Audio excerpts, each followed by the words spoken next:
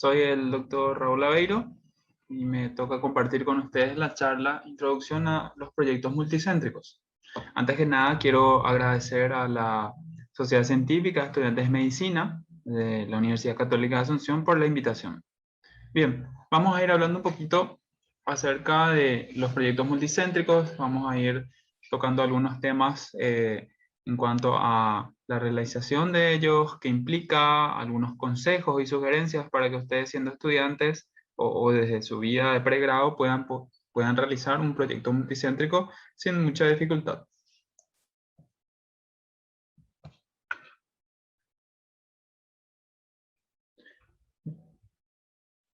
Bien, primeramente vamos a definir un poco qué es un proyecto multicéntrico.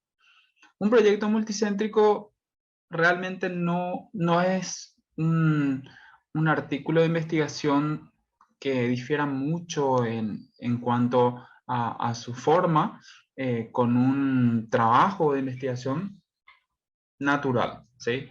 La única diferencia a grandes rasgos es que el proyecto multicéntrico viene a ser una investigación que se aplica en varios lugares geográficos, ¿sí? O geográficamente diferentes, eh, no en simultáneo, pero sí se aplica el mismo protocolo de investigación. Todos sabemos que nuestro norte o nuestra guía para realizar un trabajo de investigación es el protocolo de investigación, protocolo proyecto de investigación.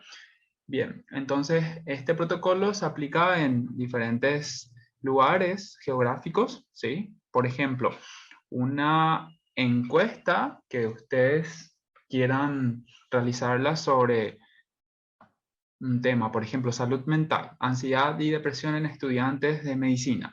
Bien, ustedes siendo estudiantes de la Universidad Católica de Asunción, por ejemplo, hablan con algunos colegas estudiantes suyos de otras universidades, entonces se ponen de acuerdo para que el proyecto sea multicéntrico, o sea, que se aplique la misma encuesta a un grupo de estudiantes de la Universidad Católica, a otro grupo de estudiantes de otras universidades, ¿sí?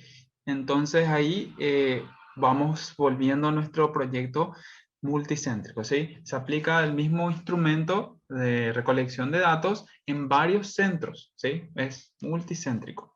Otro ejemplo sería una investigación, tal vez un análisis de fichas de pacientes sobre una patología puntual y específica aplicada en varios centros hospitalarios.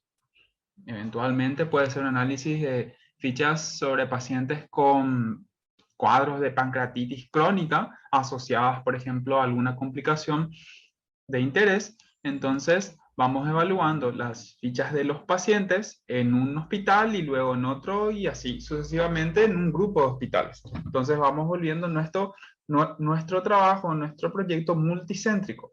A diferencia de lo que habitualmente sería el trabajo solamente aplicado en un lugar, ya sea en un hospital o en un lugar geográfico específico, en un grupo de sujetos de estudio en un lugar puntual. Bien, esa es la característica particular más importante que le da su nombre inclusive al proyecto multicéntrico. Y bueno, hay por supuesto cuestiones a tener en cuenta que vamos a ir abordando a lo largo de esta charla. Bien, en cuanto a los preparativos para un proyecto multicéntrico, muy importante es poder seleccionar el tema con base en la factibilidad y la posible realización de ese trabajo de investigación. Tenemos que realizar un análisis para evaluar si realmente es factible, se puede hacer el trabajo, ¿sí? Tomando en cuenta ciertas cuestiones como los recursos humanos, ¿sí? Tenemos la cantidad de personas como para poder abarcar tal vez al tamaño muestral que nos proponemos abarcar, tenemos los insumos necesarios, los recursos económicos para adquirir esos insumos, como para realizar fotocopias para hacer las encuestas, o si se quiere realizar algún tipo de toma de muestras o análisis específico para diagnóstico de ciertas enfermedades, vamos a tener que comprar insumos. Entonces eso conlleva un gasto económico. Y es importante evaluar si tenemos esos recursos económicos para costear esos insumos, entonces ahí vamos viendo si nuestro trabajo es realmente factible de realizar. Otra cosa muy importante es buscar las posibles sedes. Bien, ustedes siendo estudiantes, por ejemplo, como les mencioné antes, pueden ponerse de acuerdo con otros estudiantes, amigos suyos, colegas suyos de otras universidades, tanto inclusive acá de Paraguay como de otros países, ya que su sociedad científica tiene vínculos con otras organizaciones que les puede facilitar el enlace con estos estudiantes de medicina o inclusive hasta otras carreras de ciencias de la salud de otros países. Ahí nuestro proyecto multicéntrico puede ser un proyecto de mayor impacto, va a tener mayor, va a tener mayor interés, va a ser un poco más novedoso inclusive. Bien, es importante buscar esas posibles sedes y conformar un equipo de investigación, si es posible que sea heterogéneo, que sean estudiantes de varias universidades, que sean estudiantes de, inclusive si se puede, como les digo, de diferentes países. Bueno, el proyecto multicéntrico como tal, o el protocolo del proyecto multicéntrico, el protocolo multicéntrico, no difiere demasiado de un protocolo habitual, ¿sí? Un protocolo habitual, un proyecto de investigación con los componentes habituales, donde tenemos un marco teórico, tenemos objetivos, tenemos una metodología, tenemos un cronograma de actividades de trabajo, un presupuesto, resultados esperados, bibliografía, todo lo que lleva un protocolo habitualmente también lo lleva un protocolo multicéntrico o un proyecto multicéntrico. Ahora bien, el protocolo, por supuesto, tiene que tener ciertas pautas especificando ¿qué lo vuelve multicéntrico? Por ejemplo, los lugares, se tienen que especificar las sedes que van a ser parte del proyecto multicéntrico. Hay que especificar en el apartado de recolección de datos cómo se va a realizar esta recolección, justamente, vale la redundancia del término de los datos. Si se va a hacer un reclutamiento de representantes de sede, se va a solicitar permiso en las diferentes universidades, se va a presentar a un comité de ética, etcétera, etcétera. Todo eso hay que plasmarlo en el documento, ¿sí? Porque nuestro protocolo es un documento importante que nos va a servir, por un lado, como guía y por otro lado, como mecanismo de transparencia en cuanto a los pasos que seguimos nosotros para realizar nuestra investigación. Todo tiene que estar escrito y de la manera más claramente posible, ¿sí? Porque eso es una prueba de que nosotros estamos teniendo en cuenta todos los detalles posibles, entonces eso asegura también la calidad del trabajo. Y bueno, a la hora de poder presentar y solicitar los permisos en los diferentes hospitales o universidades o bien las sedes en general, nos van a pedir un protocolo, es muy probable. Entonces es importante tener listo este documento con las consideraciones pertinentes y los detalles específicos de que es un proyecto multicéntrico. Bueno, importante tener un grupo investigador o un equipo investigador principal. Como ya les mencioné, hablando con colegas suyos, con otros estudiantes, ya sean de su misma universidad o de otras universidades o de otros países inclusive, tener un núcleo principal de investigación, ¿sí? Un grupo investigador que no, de repente pueden ser eventualmente entre 6 a 8 personas, de acuerdo también de la envergadura del trabajo. Puede haber un trabajo multicéntrico al cual apunta que sea muy grande, entonces va a necesitar un equipo más amplio, ¿sí? Generalmente hay colaboradores que se van sumando representando a cada sede, ¿sí? A cada sede, y eso se llama, son los representantes. Es importante hacer un reclutamiento de acuerdo también a lo que apuntamos. Por ejemplo, yo llegué a participar de un proyecto multicéntrico en donde reclutamos 40 representantes de sedes, o sea, se aplicó un instrumento bastante, bastante interesante sobre TICs, que son tecnologías de la información y comunicación, en 40 universidades de Latinoamérica, de distintos países de Latinoamérica. Entonces éramos un equipo prácticamente de entre 35 y 40 personas que, bueno, luego nos distribuimos un trabajo monumental, o sea, una labor monumental para poder recopilar los datos, para poder analizar los datos, para poder luego redactar el artículo, inclusive si se hacen análisis de datos secundarios, porque muchas veces hay protocolos que son muy grandes y tienen un conjunto de datos muy importantes. Entonces, lo que se puede dar es que no solamente salga un artículo, sino pueden salir varios artículos. Entonces, de acuerdo a la naturaleza de lo que se quiera hacer, pueden ir distribuyéndose el trabajo de todos esos representantes para que vayan ganando tanto su autoría como o figurando en el apartado de agradecimientos de los artículos que vayan saliendo, ya que es importante también tener una rúbrica para evaluar quién es realmente autor y quién es un colaborador o quién no lleva autoría dentro de una publicación científica o dentro de la presentación de él o los trabajos en eventos científicos. ¿Sí? Es muy importante establecer y hay parámetros universales, si se quiere, que se definen en cuanto a lo que es autoría. ¿Sí? Eso es importante que puedan revisarlos. Generalmente se utiliza como guía la guía del Comité Internacional de Evaluadores perdón, de editores de revistas biomédicas, que ellos definen con una serie de características y requisitos a quienes son autores. Entonces, quienes no cumplen con eso, y bueno, va a haber muchas situaciones en donde van a haber personas que van a ir realizando eh, ciertas tareas, pero van a ir dejando de lado otras tareas. Entonces, en la medida de lo que las personas vayan realizando sus tareas, hay que ir puntuándoles o hay que ir también estableciendo pautas para que ellos lleguen, bueno, se llega a la autoría una vez que se cumplan con estas tareas, porque a veces las tareas se dejan a medias y eso es algo que suele pasar y tampoco es diríamos, complicarse mucho. O sea, quienes no llegan a cumplir con las pautas que se establecen desde un comienzo,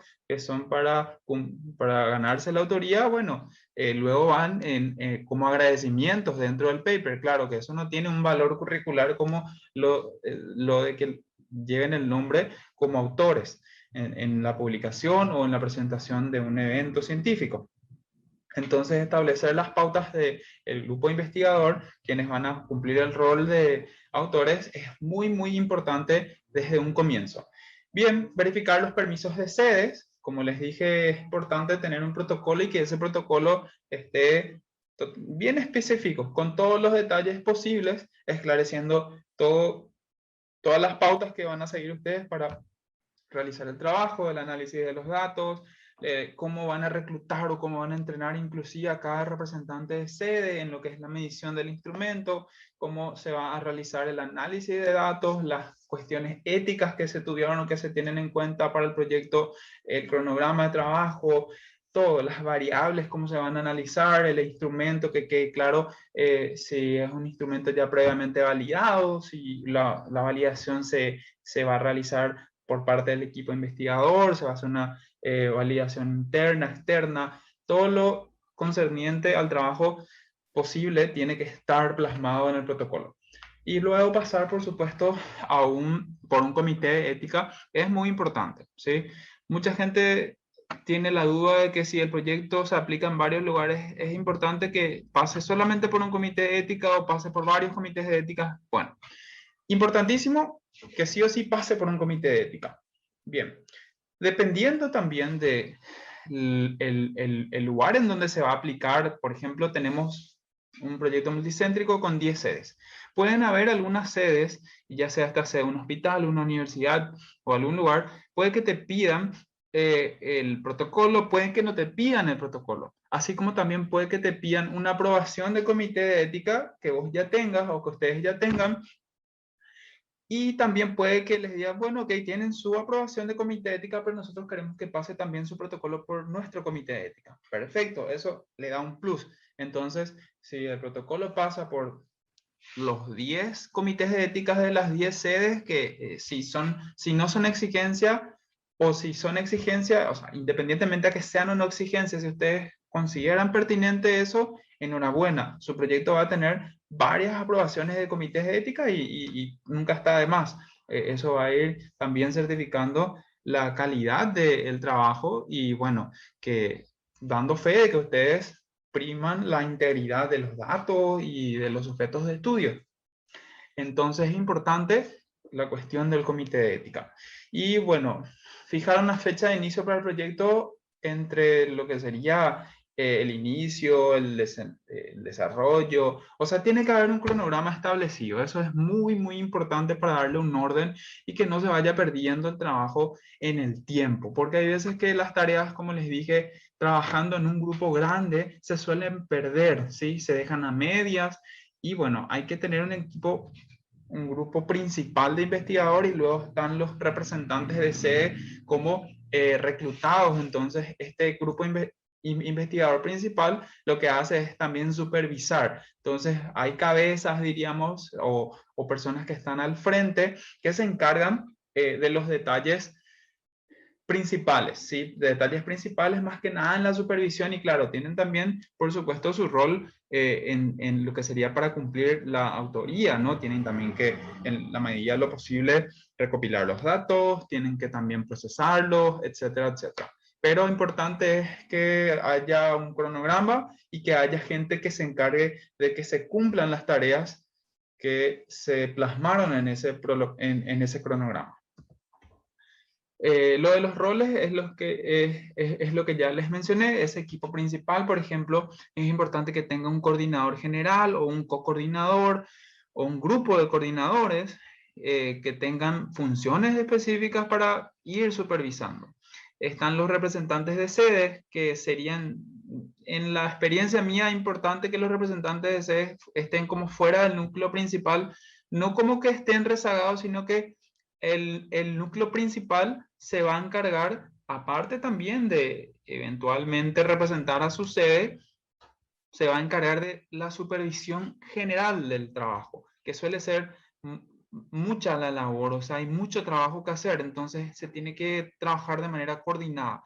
Y bueno, no podemos tener rol de coordinador para todos, entonces siempre los coordinadores son un grupo limitado, ¿sí? Que van supervisando el trabajo de todo el equipo, no solamente a los representantes, sino que los coordinadores también entre ellos se tienen que supervisar y evaluar el trabajo.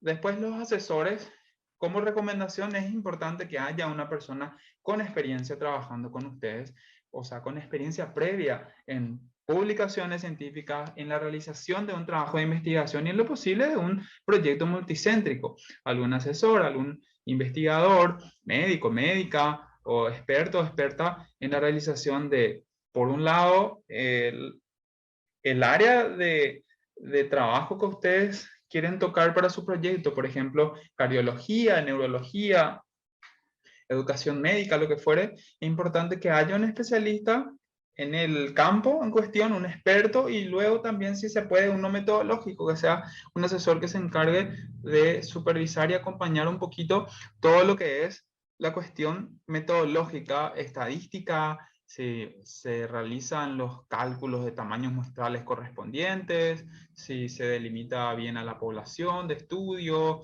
se hace el procesamiento de los datos de manera correcta, la selección de la revista para publicar, el seguimiento, todo eso en la medida de lo posible lo hace un asesor metodológico. Si se encuentra una persona que haga ambas cosas, que sea experto en su campo, en el campo que van a investigar, en el cual van a investigar y que también sea experto en metodología, enhorabuena. Solo que es difícil hallar ambas cosas en una persona y bueno, suelen ser personas muy ocupadas también. Entonces, en lo posible, si se pueden tener dos asesores colaborando, genial. Otra cosa también que se suelen preguntar mucho si el asesor tiene autoría, no tiene autoría. Bueno, eso es bastante controversial, pero partidario soy yo de que el asesor pueda también cumplir su rol como autor, o sea, que tenga tareas designadas y asignadas y que también se establezcan las pautas con el asesor, o sea, el asesor tiene que, en lo posible, participar de ciertas reuniones, si se puede también hasta hasta participar en la recolección de los datos, en el procesamiento, en la escritura del trabajo, tener una función también establecida, ¿sí? Que sería la parte de establecer roles, también establecer roles para los asesores y bueno, que todos tengan la oportunidad de participar como autores, porque al final de cuentas todos colaboran, pero si establecemos las pautas desde un inicio, bueno, todos tienen la posibilidad de ser autor, hasta los asesores. Ahora, quienes cumplan, perfecto, pero quienes no cumplan ya van a estar en la sección de agradecimientos. Importante agendar reuniones, ¿sí? Dentro de nuestro cronograma tenemos que establecer reuniones para poder ir revisando avances. Eso es demasiado importante porque, como les dije, hay veces que el trabajo se pierde en el tiempo. Entonces, si no establecemos metas, ¿sí? Logros, por ejemplo, hasta acá va la recolección de los datos. De acá a acá va el procesamiento de los datos. De acá a acá va la escritura del informe final. De acá a acá ajustamos el informe final a lo que es el envío de una revista y así. Bien, por eso las reuniones son importantes para revisar esos avances que también tienen que estar establecidos. Y bueno, todo eso en consonancia con el equipo general de investigación y bueno, siempre bajo la supervisión del equipo principal. Siempre hay que tratar de mantener motivado al equipo. Investigar tiene sus beneficios. Primeramente, bueno, hay gente a la que les gusta muchísimo investigar. A mí, por ejemplo, me encanta hacer investigación. Desde mi vida de estudiante le tomé un gusto y me pareció algo que me llena muchísimo. Descubrí que me gustaba mucho hacer investigación. Entonces, bueno, yo me motivo solo, pero hay personas que, bueno, se van involucrando de manera tímida, por curiosidad, y se van a topar con ciertas pequeños muros le diría en cuanto a cosas complicadas y complejas. Vamos a tener que aprender muchos conceptos si es nuestra primera vez haciendo investigación o si no tenemos experiencia previa. Entonces hay que tratar de mantener motivado al equipo porque hay veces que gente se desmotiva porque se frustra al verse frente a estos pequeños muros que pueden ser, por ejemplo, conceptos metodológicos. A ver, ¿cómo se calcula el tamaño de la muestra? Puede ser algo que muchos de ustedes manejen muy bien, pero hay personas que al comienzo de repente se les arma una ensalada en la cabeza y bueno, eso frustra y por eso es importante mantener la motivación y tratar de ir acompañando siempre desde los que tienen más experiencia, ya sea el asesor o los asesores o estudiantes, ustedes con ya experiencia, siempre traten de motivar al equipo, acompañar, enseñar lo que ya aprendieron.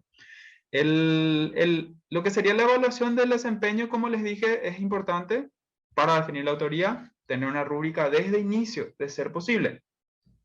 Establecer plazos, ¿sí? Inicio, levantamiento de datos, elaboración de informe final, selección de la revista, inclusive hasta lo que es seguimiento del proceso editorial, porque el trabajo culmina cuando se publica. Eso es algo que siempre hay que tener en cuenta porque en investigación, toda investigación que no publique sus datos es como una investigación no realizada, porque se tiene que poner a escrutinio de la comunidad científica los datos que,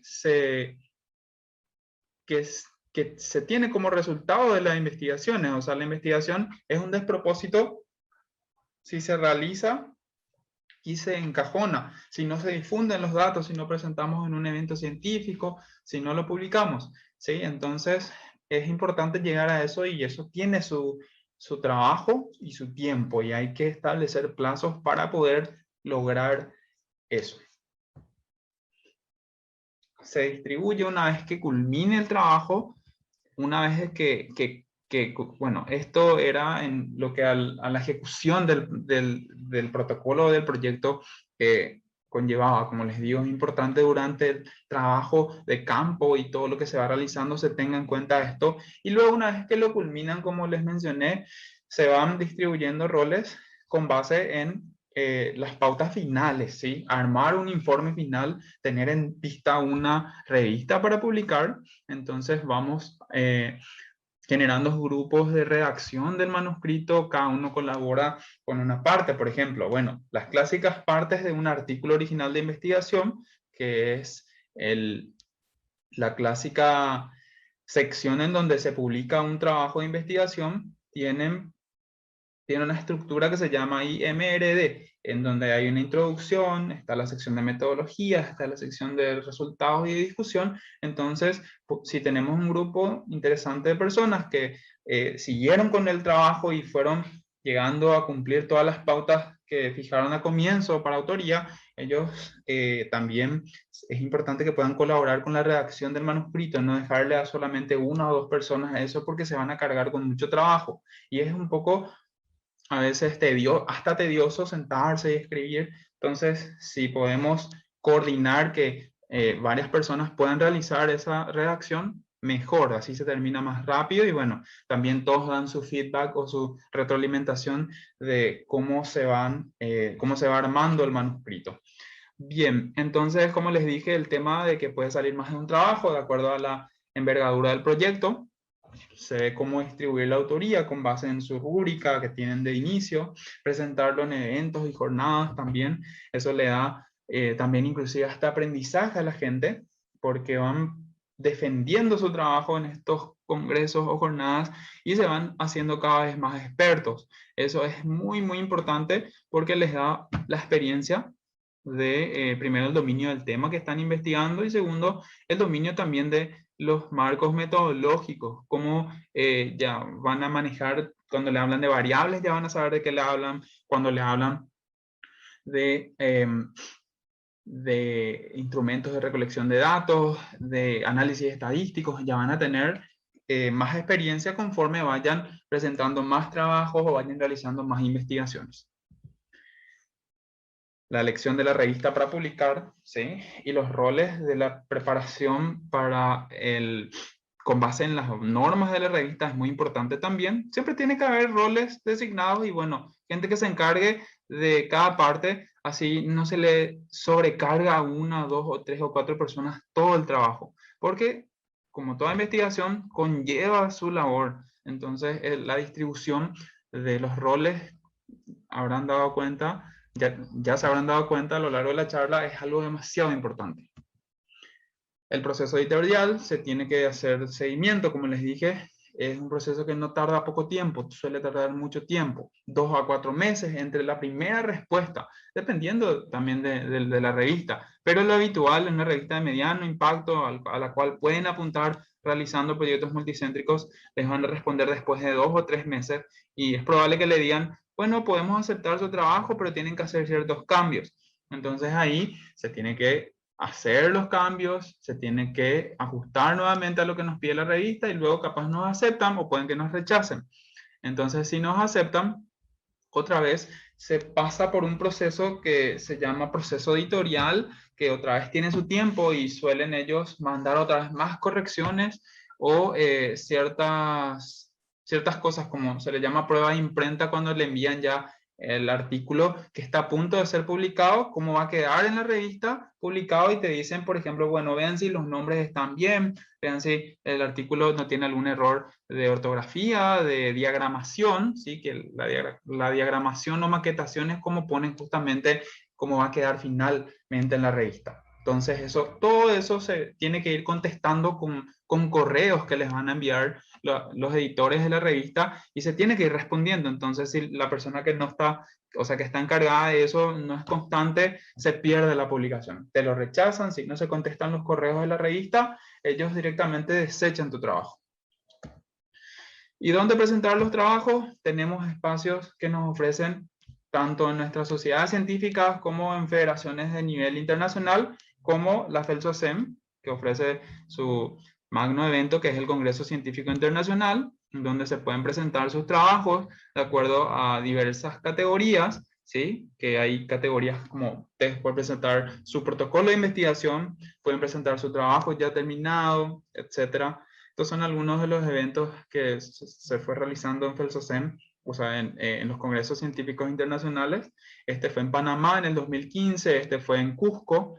También es importante tener en cuenta que realizar un trabajo y presentarlo en un congreso no solamente nos hace ganar experiencia en lo académico, también nos hace ganar muchas otras cosas que formarían parte, diría yo, de hasta un currículum oculto de lo que uno aprende haciendo investigación. O sea, uno yendo a un congreso que, por ejemplo, es en otro país, aprende sobre la cultura de ese país, puede hasta inclusive tomar un tour turístico, conocer gente, va formando lazos con otros estudiantes que le digo que no es lo menos importante, es algo sumamente interesante generar esos lazos que el día de mañana pueden ser vínculos laborales o vínculos de redes de colaboración en investigación.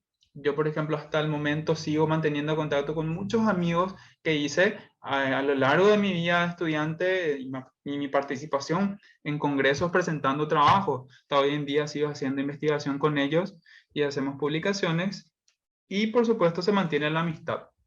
Entonces estos son algunos ejemplos de eventos científicos. Los eventos científicos generalmente tienen un boletín científico, por lo menos en lo que es el SOCEM y lo que son las sociedades científicas, van a ver que hay un documento que se llama boletín científico. El boletín científico es una guía para que ustedes puedan ajustar el trabajo que hicieron, ¿sí?, a ciertas pautas que pide el evento para que se pueda enviar o que pueda participar del congreso o la jornada, ¿sí?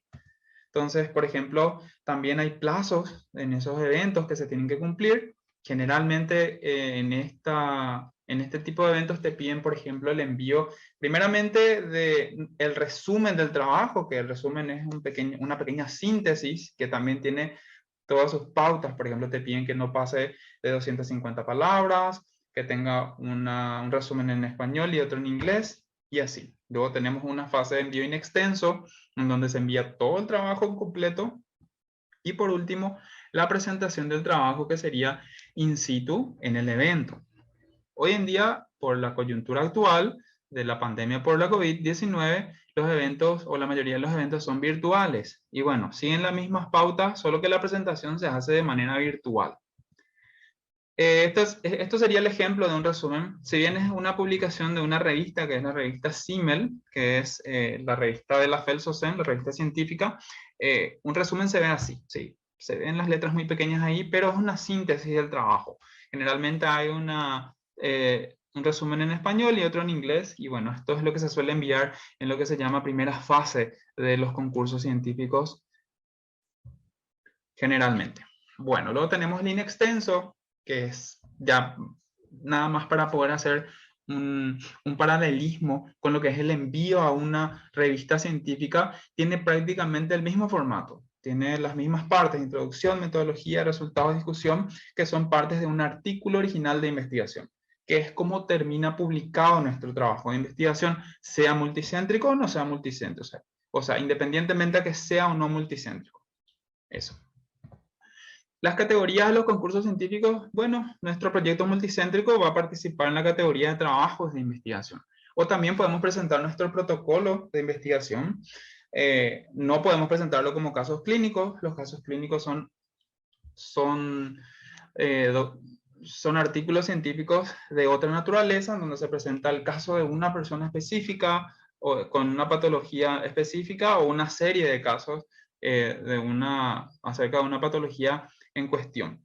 Luego, fotografías médicas también es otra categoría que suele haber en estos concursos, videos médicos, y bueno, hay concursos científicos que tienen categorías especiales para proyectos multicéntricos y compiten ahí solamente proyectos multicéntricos, que es clásico también de lo que es la FELSOCEM. Esta es la revista CIMEL, que es el órgano oficial de difusión de la FELSOCEM, que es la Federación Latinoamericana de Sociedades Científicas de Estudiantes de Medicina. Entonces, esta revista es una revista que particularmente está gestionada por estudiantes, claro, con acompañamiento de investigadores y asesores médicos, expertos en ciertos campos que acompañan el trabajo de gestión, pero es una revista diseñada por y para estudiantes. Sus trabajos es muy probable que sean mejor acompañados en el envío a una revista de estudiantes al inicio. O sea, cuando ustedes comienzan, es importante que puedan, por ejemplo, apuntar a una revista como CIMEL, ¿sí?, en sus inicios, y luego ir avanzando, ir subiendo peldaño por peldaño hasta revistas de mayor impacto. Si bien CIMEL es una revista gestionada por estudiantes está indexada en ciertas bases de datos, pero por supuesto hay revistas que tienen mucho mayor impacto, entonces podemos comenzar bien por lo que es CIMEL, ¿sí? U otra revista que hay ya muchísimas en Latinoamérica que son gestionadas por estudiantes y cada vez tienen mejor calidad, inclusive mejor que muchas revistas gestionadas por sociedades de profesionales. No es por comparar, pero sí hay que reconocer que el crecimiento en cuanto a calidad va siendo bastante interesante en las revistas científicas estudiantiles. Importante, como les dije, son las bases de datos. Las bases de datos donde nosotros vamos a encontrar estas revistas son como bibliotecas virtuales, ¿sí? Nos permiten organizar y catalogar a las revistas. O sea, siempre se dice que una revista, cuando está indexada, ¿sí? La palabra indexación es algo que se escucha mucho en el mundo de las publicaciones, tiene cierto impacto, ¿sí? Cuando está indexada significa que está agregada a ese catálogo de revistas, que está agregada a esa biblioteca virtual. Y acá tenemos algunos ejemplos de bases de datos de alto y mediano impacto, ¿sí? Como Cielo, Lilacs, Scopus, entre otros. Y bueno, también nos da visibilidad a nuestros trabajos, permite hacer búsquedas por asunto, autor, palabras clave. Y bueno, hay ciertas revistas que tienen mayor impacto y están en bases de datos de más alto impacto, entonces eso nos dice también que los trabajos que están publicados ahí en la mayor parte de las veces son de interés. No siempre es la regla, puede haber trabajos que estén publicados en revistas de alto impacto, indexadas en bases de datos de alto impacto, pero pueden también no ser muy buenos. Siempre es bueno ser crítico o crítica a la hora de leer un artículo, pero es lo habitual, ¿sí? Es muy importante que los trabajos estén en revistas de mediano a alto impacto o apuntar por lo menos a ello y generar también trabajos que tengan esa alta calidad en la medida de lo posible. Por supuesto, se comienza de abajo, siempre se inicia desde algo básico y vamos progresando. Y bueno, eso es todo en cuanto al tema. Creo que di algunas que otras nociones básicas, algunas no tan básicas, pero espero que les haya servido y nada, de mi parte pueden contactar conmigo, soy el doctor Raúl Aveiro, pueden encontrarme en las redes sociales o de repente pedir mi contacto con los chicos del comité organizador y estaría encantado de poder acompañarles a realizar algún trabajo de investigación, ya sea multicéntrico o no. Muchas